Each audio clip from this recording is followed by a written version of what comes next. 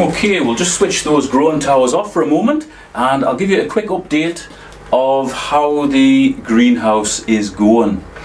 It is reasonably early July now. It's not a particularly nice day though. You'd think it was winter in here because really the only source of decent light is from my growing towers, and the tomatoes have pretty much blanketed out whatever light there was coming into here.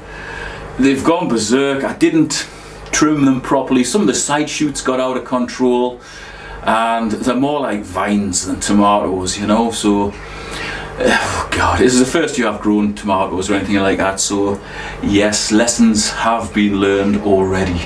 However, I've done my best to stake them up and now they're growing more like vines and they've got a hell of a lot of fruit on, so they're obviously happy and doing well. I'll just give you a quick tour of the tomatoes first. These are the Tigerella ones and they're starting to get their stripes. Again, doing really well. They're pretty thick, as you can see, but they're also very tall. You know, I've already taken the top out there and it's still going berserk. They're all just going berserk.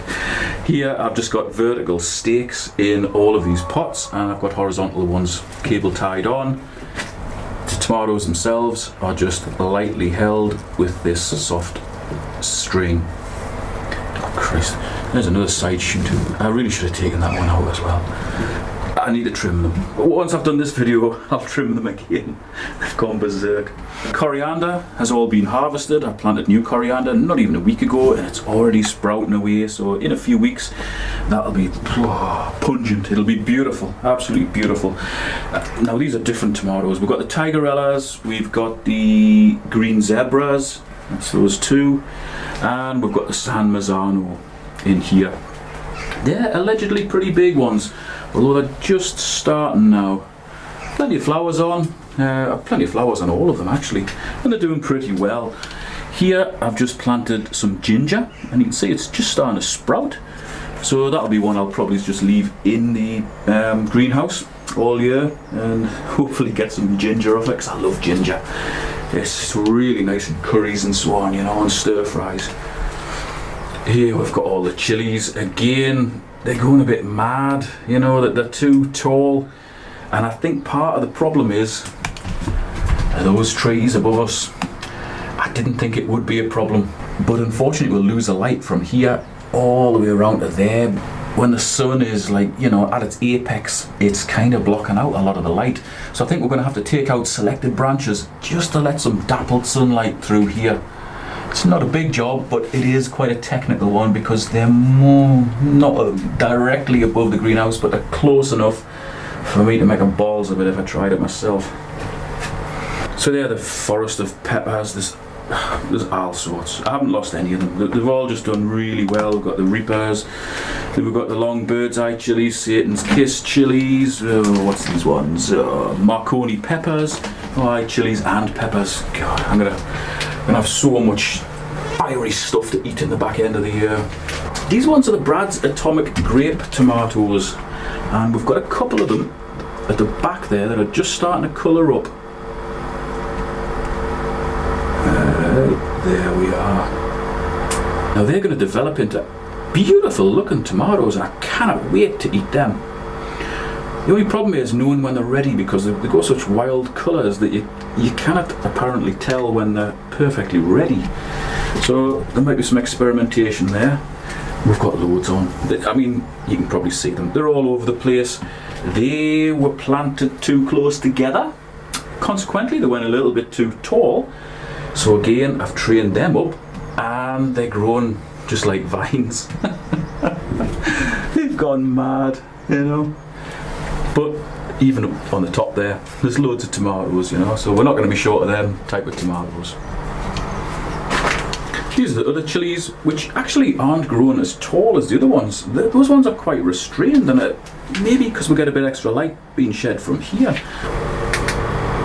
I'm not sure why those ones haven't grown really tall, but they're probably just as advanced as the other ones because they're starting to get the flower heads on, you know. And they're really healthy. I mean, they just look, smell, feel healthy. They're just cracking plants. And in between our growing towers, we've still got the basil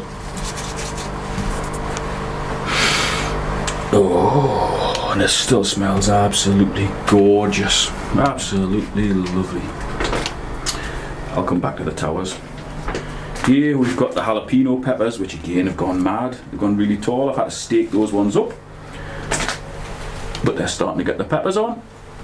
Doing really well. And here we've got just an uncontrollable, rampant growth of the... God, what are they called?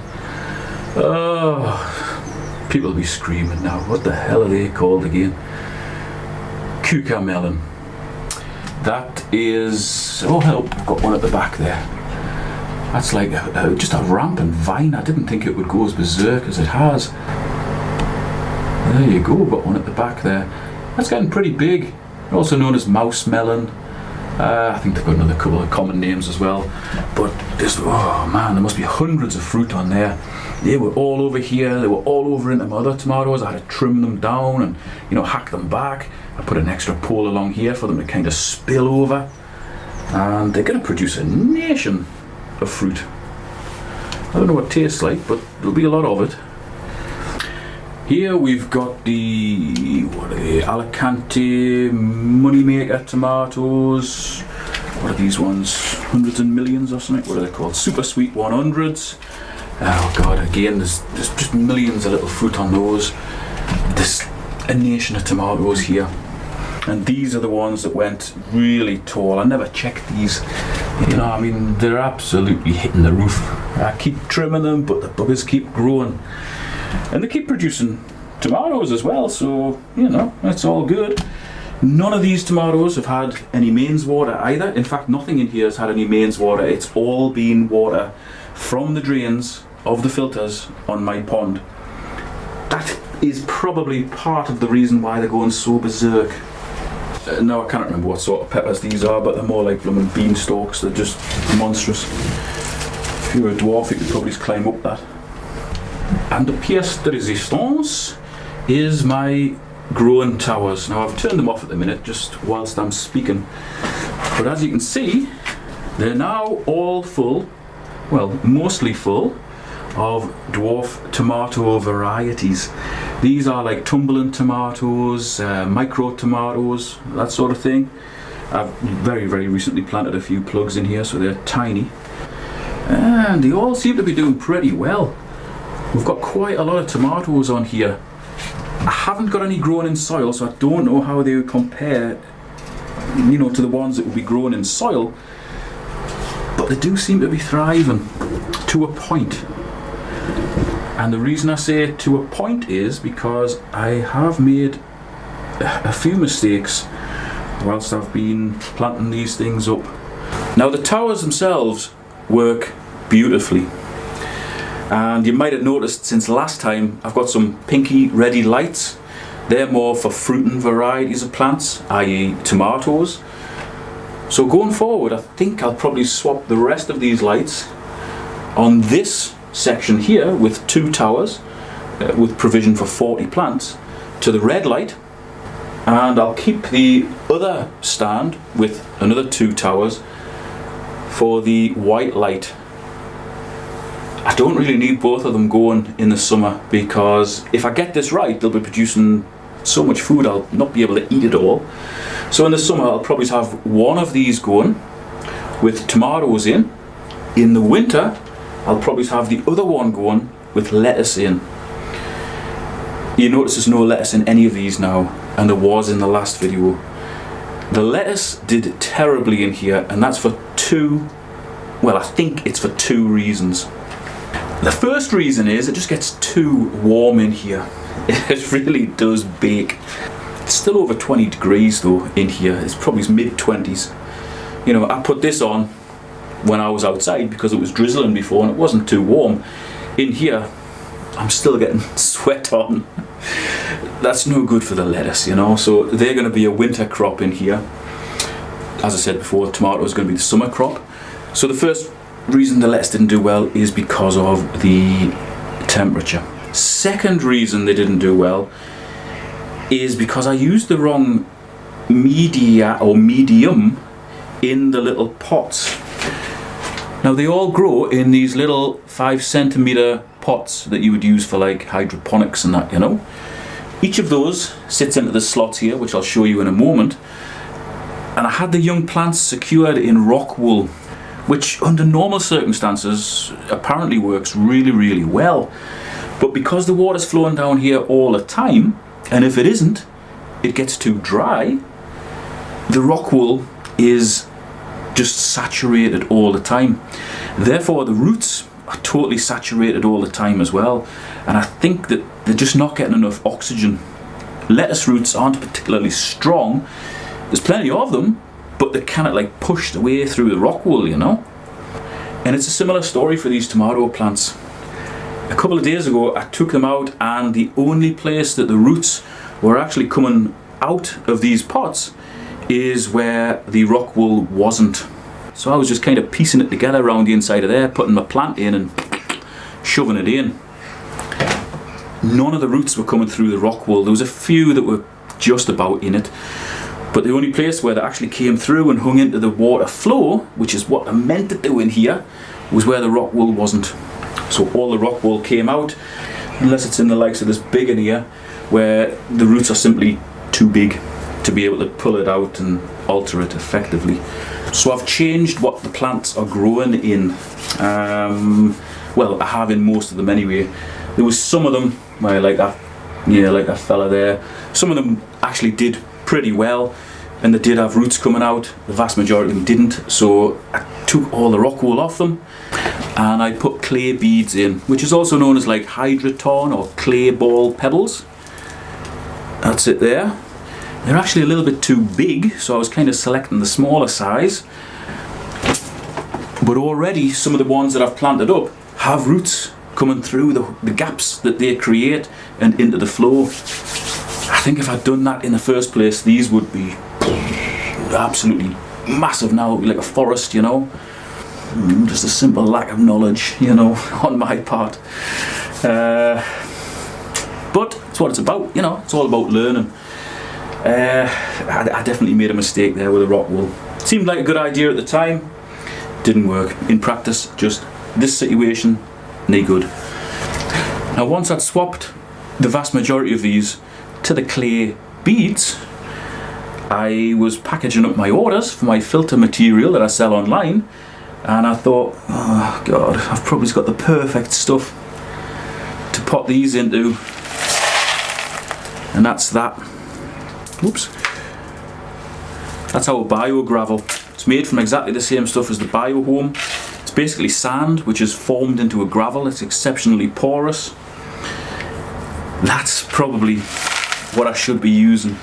So if any of these fail to do well in the clay pebbles, they'll all be getting changed to the bio gravel. I have actually changed a couple of them just to do a comparison. But when I plant these up next year, that is definitely what I'll be using. Anyway, I feel like a bit of a fool for making the balls of that, but it's just a learning process, you know. You don't know what you don't know. And if you don't learn from your mistakes, you haven't learned anything. So hopefully, certainly the next batch of plants that I put in here will blast away, because they're in really nutritious water. The same water is getting used to water all of the rest of the stuff. They should be doing better than they are, and it's just that root restriction that's cost them, you know, the waterloggedness of those roots, because they don't like being waterlogged. I'll just show you this one. This one is actually doing pretty well in the rock wool. If I just take that off, you'll be able to see what I mean. Look at that. No rock wool, rock wool, no rock wool, rock wool. Makes a hell of a difference having the roots able to breathe, you know, they can actually come out. They're doing a hell of a lot better where there's no rock wool. Now I could probably change this one. If I just strip that off, you should see the roots have done really poorly there. That's where the rock wool was, that's where the rock wool isn't. Hell of a difference, hell of a difference. And that's purely because these roots can breathe and these ones can't. I'll just strip the other side off. You should notice the same thing in here. There you go. There's just a huge space where there should have been roots. as there is here. That's where the rock wool was. There's nout there, you know. I'll strip those off. I'll get some of that bio gravel put in here and we'll pop him back in there. So we'll just stick a little bit of that in the bottom. Bang our plant back in. And just fill all down the sides with the bio gravel.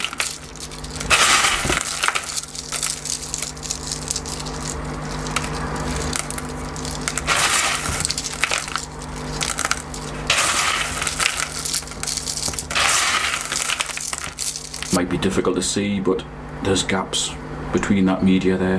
That means there's going to be air. That means that the roots should come out. But I'll give you an update on it in a couple of weeks, let you know how it's going.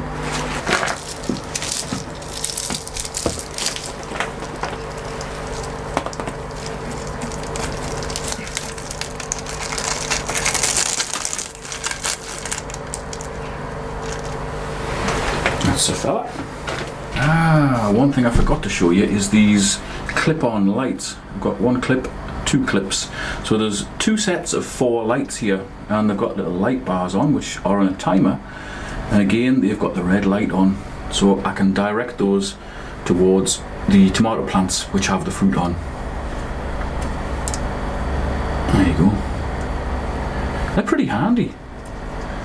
They're really cheap as well. I'll put a link to them in the video description. I'm not sure you'll be able to grow something in, you know, darkness just using these lights, but they're pretty good, you know. And I mean, even the basil down here seems to have done really well underneath it, and it's in a reasonably shaded place. They just run on a USB, so I've got one USB feed that goes down here to some plugs just behind that tomato plant. And it's a 4-way splitter, and it's meant to carry not only data but also power as well, which is important. You don't want one of these splitters that only carries data or very little power. Again, I'll put the link to wherever I got this in the video description, but that just allows me to put 1, 2, 3, 4 with switches to power these 2 sets of lights here, and also the 2 little USB fans. Probably see these leaves just quivering. That just stops anything going feisty. There's no mold or anything in any of this, so those fans are obviously working pretty well, and having that little splitter up there is very convenient. Yeah, so those little clip-on lights and those fans use next to no electricity, and I'm pretty pleased with them. Let's get this switch back on.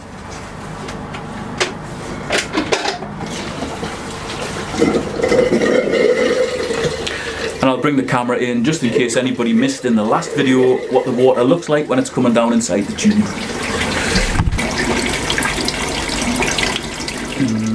It's not very apparent, but the water comes down inside of here. I'll tell you what, I'll give you a close-up. Let's get in there. There you go, you can see it coming down inside of there, and it runs around the inside of that 2-inch collar, that black collar. That keeps the roots supplied with water. Now unfortunately this is another one that's just purely in rock wool, and you can see the roots are only coming out where the rock wool isn't yet again. You know, I mean, that load of rock wool on the top there, just nothing coming out. Very poor, so that's another one that I'm going to upgrade with the bio gravel.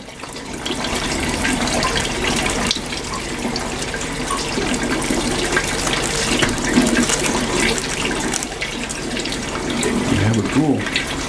Alright, and in the tank where my pump sits, once a week I just slash a bit of that Tomarite. I don't think there's enough left in the bottom of here, but I can put some more in later. Yeah, nowhere near enough. And just a reminder, we've got an air pump going in there just to keep the water moving around inside the container. And that container of water also has other nutrients in there, because the water itself comes from the drains that are on the filters, which are on my pond. So the water itself is absolutely packed with nutrition, so I don't need to put much extra feed in there. But that nutrition will get used up, so I do supplement it a little bit with the Tomarite because I don't actually lose much water at all from there. So it's not as if it's constantly getting refreshed. I keep needing to put a few nutrients in. The Tomarite seems to do a decent job. It'll do an even better job now that that growing medium's been changed. And also the tub may or may not contain the urines. So there you go, that's an update on the greenhouse. Over the next few weeks the tomatoes will be all ripening. I've already had a few off and they've been very nice. So when they do start to ripen, the various varieties, I will do videos and let you know what I think of each different variety, because I am on a quest to find the nicest tasting tomato. And hopefully by not using mains water to water the crops, the taste will still be there, because having chlorine and all sorts of other treatments still in the water has got to do something to the soil, the bacteria, the virome, and it's got to do something to the taste. So I'll be able to tell you very shortly whether those varieties of peppers, tomatoes and whatever else I'm growing in there tastes as good as it should. I'm certainly expecting it to taste better than the stuff you buy in the supermarkets. Everything we've had so far certainly does. But tomatoes are a pretty special thing to me because I eat them on a daily basis, and I really just want to try and find one that tastes divine. Thanks for watching. I'll see you next time.